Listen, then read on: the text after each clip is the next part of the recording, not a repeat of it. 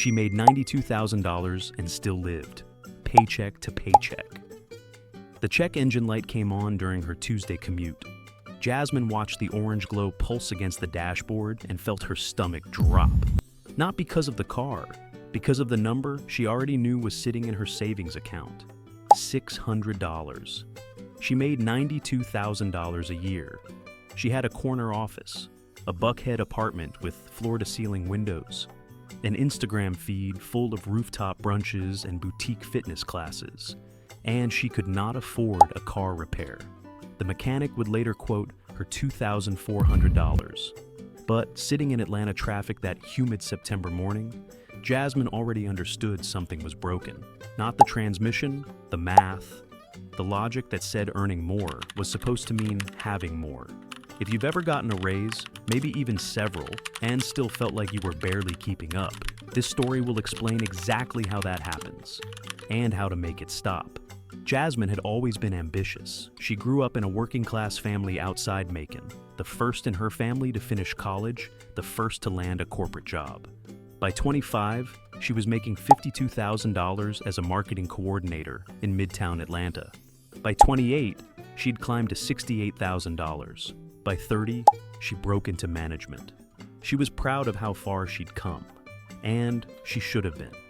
Her trajectory was everything she'd worked for. But somewhere along the way, her spending started climbing too. It wasn't reckless, it was incremental. A nicer apartment when her lease ended. A newer car when the old one felt embarrassing in the office parking lot. Better clothes for client meetings. A gym membership at the studio her coworkers loved. Dinners out because she was too tired to cook.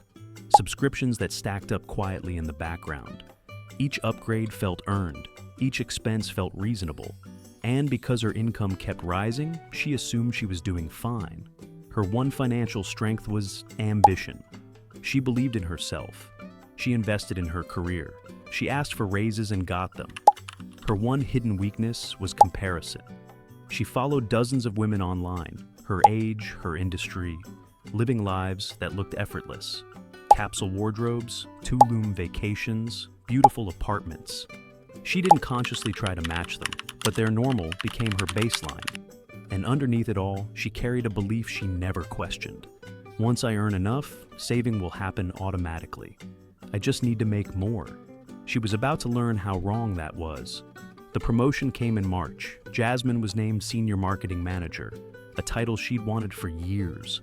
The raise was $15,000. Her new salary, $92,000. She celebrated with her friends at a rooftop bar in Midtown. She called her mom and heard the pride in her voice. She updated her LinkedIn and watched the congratulations roll in. 6 weeks later, she moved to Buckhead. The new apartment cost $2,300 a month, $700 more than her old place. But it had a doorman, a fitness center, a view of the skyline. It felt like arriving. For just a moment signing the lease, she'd hesitated. $2,300 was more than she'd ever paid, but she ran the numbers in her head. The raise covered it. She'd be fine. She deserved this. The raise covered the new rent, barely. And with the extra expenses that came with the new neighborhood, nicer restaurants, pricier grocery stores, the unspoken pressure to dress the part, her budget ended up exactly where it had been before. Have you ever gotten a raise and wondered, months later, where the money went? The lifestyle adjustments came quickly. First, the furniture. Her old couch looked wrong against the floor-to-ceiling windows. She financed a new sectional. 12 months, no interest, easy. Then the wardrobe. The women in her building wore quiet luxury. Minimal logos, quality fabrics. Shoes that cost more than Jasmine had ever spent on a single item. She started upgrading piece by piece. Not all at once, just enough to not feel out of place. Then, the wellness subscriptions. The boutique gym near her new apartment was $189 a month. Her coworkers went there. It felt like networking. It felt required. She went twice a week, sometimes once. But canceling felt like giving up. Then the delivery apps. She told herself it was temporary, just until work slowed down. It never slowed down. A salad here, Thai food there. By month 3, she was spending $400 a month on meals she barely remembered eating. Then the travel. A bachelorette trip to Miami, a long weekend in Nashville, a quick getaway to Savannah. Each trip paid for in real time with her debit card, each one leaving her account a little thinner. Each decision made sense on its own. Each one felt proportional to her income. She was a marketing manager now. She lived in Buckhead. This was just what life looked like at this level. But the truth was quieter and more dangerous. Her lifestyle had expanded to match her income perfectly. There was nothing left, no margin, no cushion, no room for error. She didn't see it because she never looked. Her bank balance at the end of each month hovered around the same number it always had, just enough to start over again. She was earning more than ever, and she was exactly as broke as she'd been at $52,000. The check engine light changed everything. She took the car to her mechanic on a Wednesday afternoon, expecting a minor fix, maybe a sensor, maybe a belt. The diagnosis was worse: transmission problems. The repair estimate was $2,400. Jasmine stared at the number and felt the floor shift beneath her. She had $600 in her savings account. She had a credit card, but it was already carrying a balance from the furniture and the Miami trip. Her next paycheck was 10 days away.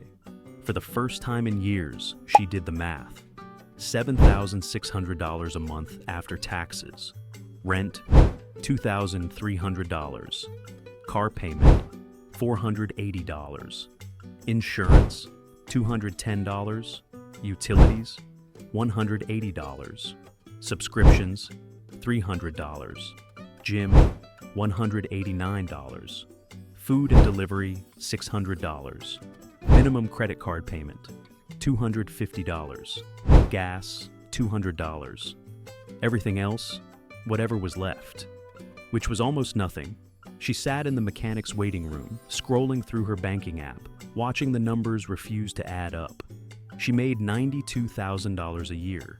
She had worked her entire adult life to reach this number, and she could not afford a car repair. That night, she borrowed $1,800 from her older sister. She told herself it was temporary, but the shame was heavy, and the question wouldn't stop echoing: how did I get here?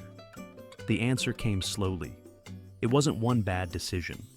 It was a pattern, a system she'd built without realizing it. Every raise she'd ever received had been absorbed instantly, by upgrades, by lifestyle adjustments, by the quiet pressure to keep up with a life that always seemed to cost slightly more than she made. She'd been waiting to earn enough, but enough never arrived, because every time her income rose, her expectations rose with it. Her baseline shifted, her definition of normal expanded. She finally understood. Your lifestyle will always rise to consume your income, unless you decide in advance what enough looks like. She had never defined that number. She had never drawn a line. She had just assumed that more money would eventually solve the problem. But more money had only made the problem bigger. The rebuild started with discomfort. She unfollowed 43 accounts on Instagram in one evening. Influencers, aspirational brands, even a few friends whose posts always left her feeling behind. She didn't announce it.